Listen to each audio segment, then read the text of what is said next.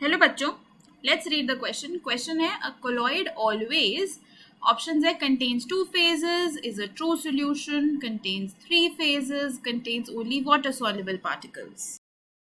तो अगर इस क्वेश्चन के की कॉन्सेप्ट की हम बात करते हैं तो यहाँ पे हमारा की कॉन्सेप्ट क्या होने वाला है, हम यहाँ पे क्या डिस्कस करने वाले हैं, कोलॉइड्स को डिस्कस करने वाले हैं, है ना।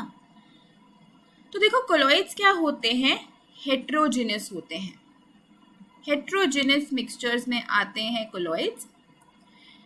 कोलॉइड्स के दो फेजेस होते हैं, दो फेजेस में कोलॉइड्स एग्जिस्ट करते हैं। एक होता है डिस्पर्स्ड फेज,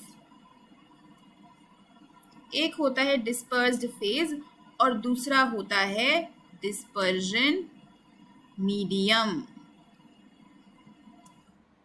कहने का मतलब क्या हुआ कि आपके जो कोलॉइड्स है ना वो दो फेजेस में एग्जिस्ट करते हैं, और वो दो फेजेस कौन से होते हैं, डिस्पर्स्ड फेज। डिस्पर्स्ड फेज का मतलब होता है कि जो पार्टिकल्स आपके डिस्पर्स्ड हैं, जो पार्टिकल्स, जो सब्सटेंसेस डिस्पर्स्ड हैं किसी मीडियम में, और जिस मीडियम में वो डिस्पर्स होते हैं उसको हम डिस्पर्जन मीडियम बोलते हैं।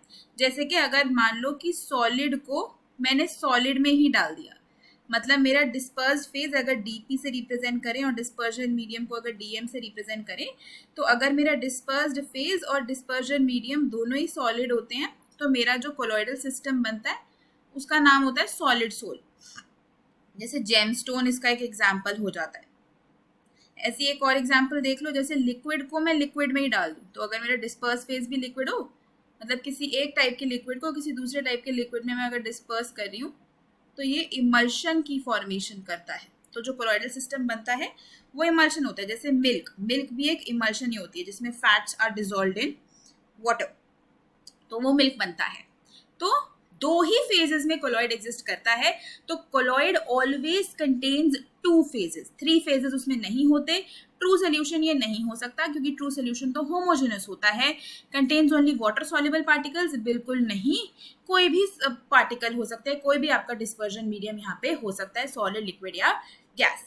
तो अगर इस क्वेश्चन के आंसर की हम बात करें तो कोलॉइड में सिर्फ दो ही फेजेस होते हैं, तो करेक्ट आंसर ऑप्शन 1 हो जाएगा। Hope you understood it well. Best of luck.